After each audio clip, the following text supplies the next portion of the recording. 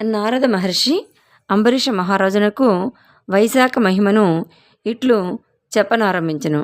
శృతదేవ ముని శృతకీర్తి మహారాజునకు శంఖ వ్యాధుల సంవాదాన్ని చెబుతూ ఈ రకంగా వివరిస్తున్నారు. తమ ఎదురుగా ఉన్న మర్రి చెట్టు కూలుట, దాని త్వర నుండి వచ్చిన భయంకర సర్పము దివ్య రూపాన్ని ధరించి తల వంచి నమస్కరించినట్టుగా చూచి శంఖవ్యాధులిద్దరూ కూడా మిక్కిలి ఆశ్చర్యపడిరి. శంకుడును ఆ దివ్యపురుషుని చూచి, ఓయి నీవెవరువు? నీకిట్టి దశ ఎలా వచ్చినది? విముక్తి ఎలా కలిగినది? నీ వృత్తాంతమునంతయు వివరంగా చెప్పమని చెప్పేసని అడిగాను. శంకుడిట్లా అడగంగానే ఆ దివ్యపురుషుడు సాష్టాంగ నమస్కారం చేసి ఇలా చెప్పసాగిను.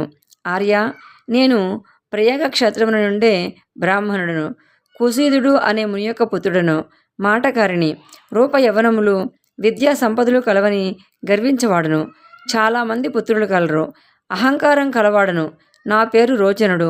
ఇట్టి నాకు ఆశ్రమంపై కూర్చునుట, శయనమును పడుకుంటుట, స్త్రీ సుఖము, నిద్ర, జూదము, పనికిమాలిన ప్రసంగాలు చేయటం, వడ్డీ వ్యాపారం చేయటం నిత్యకృత్యాలైపోయాయి.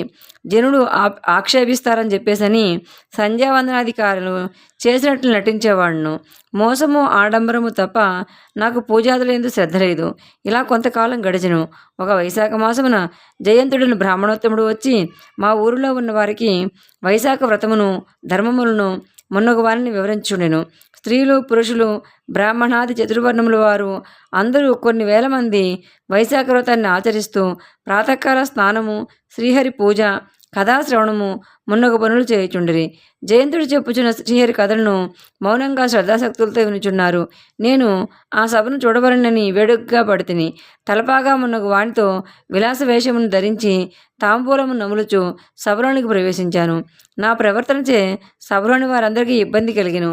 నేను ఒకరి వస్త్రమును లాగుచు, మరొకరిని నిందించుచు, వేరొకరిని పరిహసిస్తూ అటూ ఇటూ తిరుగుతూ హరికథా ప్రసంగానికి, ఆ శ్రవణానికి ఆటంకాన్ని కలిగించాను.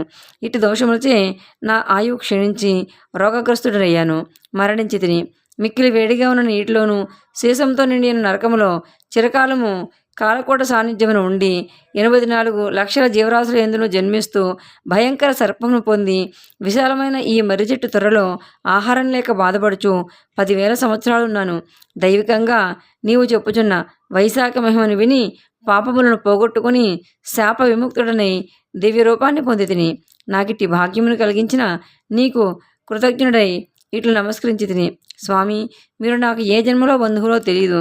నేను మీకెప్పుడూ ఏ విధంగా సహాయపడలేదు. అయినను సజ్జనుడు అన్ని ప్రాణులతో స్నేహం కలిగేందురు కదా స్వామి.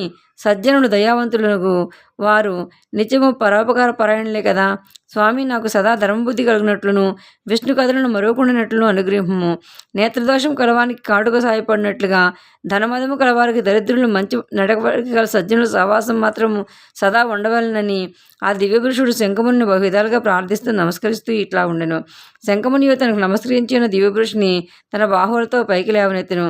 తన పవిత్రమైన చేతితో వారిని స్పృశించి వారికి మరింత పవిత్రంగా గావించెను. ధ్యానస్థిమితుడై కొంతకాలముండి వానిపై దయాపూర్ణుడై వాని ముందు కలుగుబోవు జన్మ ఇట్లు వివరించెను. ఓయి, వైశాఖ మాస మహిమను వినుట వలన, శ్రీహరి మహిమను వినుట వలన నీ పాపములన్నీ పోయినవి. నీవు దశార్ణ దేశమున వేదశరమయ్యను బ్రాహ్మణుడుగా జన్మింతువు. వేద శాస్త్రాదులను చక్కగా చదివి ఎందువు. పాపమును కలిగించు దారేషణ, ధనేషణ, పుత్రేషణను విడిచి సత్కార్యములు ఎందు ఇష్టం కలవాడై విష్ణు ప్రియములకు వైశాఖ ధర్మములన్నింటినీ పెక్కుమారులు చేయగలవు. సుఖదుఖాది ద్వంద్వములు విడిచి నిస్సంగుడువై, నిరీహుడువై, గురుభక్తి ఇంద్రజయములు కలవాడువై సదా విష్ణు కథాశక్తుడు కాగలవు. ఇట్లుండి సర్వబంధములు విడిచి సర్వోత్తమము శ్రీహరి పదము చేరగలవు. నాయన, భయపడకుము. నీకు నా అనుగ్రహము శుభము కలగగలదు. హాస్యముగా గాని, భయముగా గాని, కోపం వల్ల గాని, ద్వేషంగా గాని, స్నేహం వల్ల గాని శ్రీహరి నామాన్ని ఉచ్చరించిన సర్వ పాపాలు నశిస్తాయి. తెలిసి చేసినా తెలియక చేసినా శ్రీహరి నామస్మరణ సర్వ పాపాలని హరిస్తుంది. శ్రీహరి నామాన్ని పలికిన పాపాత్ములను శ్రీహరి పదాన్ని చేరుతారు సుమా అని చెప్పేసని, ఎట్టి స్థితిలో శ్రద్ధాభక్తులతో జితేంద్రులై జితక్రోధులై శ్రీహరి నామాన్ని చేసిన వారికి శ్రీహరి పదమే కలుగుతుంది. శ్రీహరిపై భక్తియే కలిగి సర్వధర్మములు విడిచిన వారిను శ్రీహరి పదము చేతారు. ద్వేషాదులచే శ్రీహరిని సేవించిన వారు పూతన వల్లే శ్రీహరి స్థానాన్ని చేరుతారు. సజ్జన సహవాసము సజ్జన సంభాషణ మున్నగురు తప్పక ముక్తినిస్తాయి. కావున ముక్తిని కోరివారు సజ్జనులను సర్వాత్మనా సేవింపలేను. శ్లోకమున దోషములను శ్రీహరి నామములున్నచో సజ్జనులు ఆ శ్రీహరి నామములనే తలచి ముక్తినెత్తురు అనగా విష్ణునామ మహిమను గమనింపదగిన సుమా అని చెప్తున్నాడు. శ్రీహరి భక్తులకు కష్టము కలిగించు సేవను కోరడు. అధికమైన ధనాన్ని రూపయవనని కోరడు. శ్రీహరిని ఒక్కమారు స్మరిస్తే సర్వోత్తమకు వైకుంఠాన్ని ప్రాప్తిస్తాడు. అట్టి భక్త సులభుని దయాళువును విడిచి మరి ఎవరిని శరణి వేడు కోరుతావు? కావున దయానిధి జ్ఞానగమ్యుడా భక్తవత్సలుడు మనఃపూర్వక భక్తి సులభమైనటువంటి అవ్యయమైనటువంటి శ్రీమన్నారాయణుని శరణు పొందుము. నాయన వైశాఖ మాసమునకు చెందిన ధర్మములంటిని యథాశక్తిగా ఆచరింపము. జగన్నాథుడు శ్రీహరి సంతసించి నీకు శుభములనిచ్చును అని శంకుడు దివ్యరూపధారిని ఉద్దేశించి పలికిను. ఆ దివ్య పురుషుడు కిరాతుని చూచి ఆశ్చర్యపడి మరలా శంకునితో ఇట్లనెను. శంఖమహాముని దయాస్వభావము గల నీచే అనుగ్రహంపడి ధన్యుడైతిని. నాకు గల దుర్జన్మలు నశించినవి. నీ అనుగ్రహమున ఉత్తమ గతిని పొందగలనని పలికి శంకుని అనుజ్ఞనంది స్వర్గానికి పోయిను. కిరాతుడును శంఖముని వలయ ఉపచారములను భక్తియుక్తుడై ఆచరించెను. శంఖమునియు నాటి సాయంకాలం రాత్రిని కిరాతునకు భక్తిని కలిగించు మహిమాన్వితుల శ్రీహరి కథలను చెప్పుచూ గడిపెను. బ్రహ్మముహూర్తమున లేచి కాలకృత్యమును నెరవేర్చి సంధ్యావందనాధికములు శ్రీహరి పూజను చేసెను. పరిశుద్ధుడు కిరాతుడు తారకముకు రామాను 2 అక్షరాల మంత్రమును ఉపదేశించెను. నాయన శ్రీహరి ఆ శ్రీహరి యొక్క పేరును అన్ని వేదముల కంటే ఉత్తమము. అట్టి భగవన్నామములు అన్నిటికంటే కూడా సహస్రనామాలు ఉత్తాలు. అట్టి సహస్రనామాలకు రామనామం ఒకటే సమానము. కావున రామనామంచే నిత్యము జపింపము. వైశాఖ ధర్మములను బ్రతికినంత వరకు ఆచరింపము.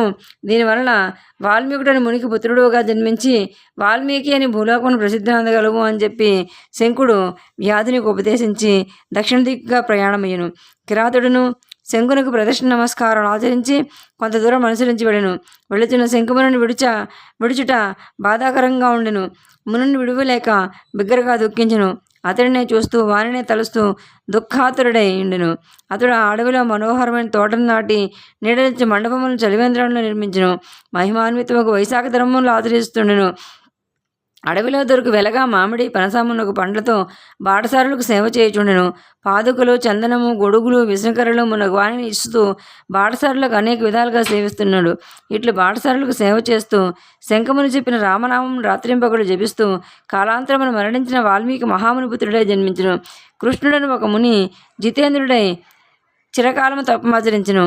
బాహ్య స్మృతి విడిచి మిక్కిలి తీవ్రముకు తపమును ఆచరించును. కొంతకాలమునకు వానిపై మట్టిపడి ఒక పుట్టగా అయ్యను. పుట్టలు కట్టినను బాహ్యస్మృతిని విడిచి తపములు ఆచరించట వలన వారిని వాల్మీకి ముని అని పిలువసాగిరి. కొంతకాలమునకు అతడు తపము మానెను. వారిని చూచి నాట్యగత్తి ఒకటి మోహించి వారిని వివాహమాడెను. వారిద్దరికి పుట్టిన పుత్రుడు వాల్మీకి అయ్యను. అతడే దివ్యమైనటువంటి రామకథ గంగా ప్రవాహమును భూమిపై ప్రవహింపజేసును.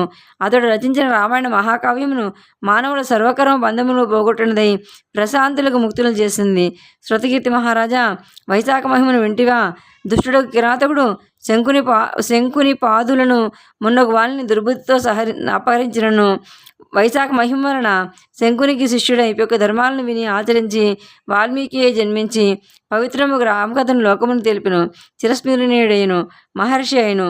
పాపమును పోగొట్టి పరమానందమును పరమపదమును కలిగి నీ కథను విన్నవారు చెప్పినవారు పునర్జన్మనందరూ ముక్తిని పొందుదురు అని శృతదేవుడు శృతకీర్తి మహారాజుకు శంఖవ్యాత సంవాదం వివరించునని నారదుడు అంబరీషుని వివరించును. వైశాఖ పురాణము 26వ అధ్యాయం సంపూర్ణము. సర్వే జనా సుఖినో భవంతు.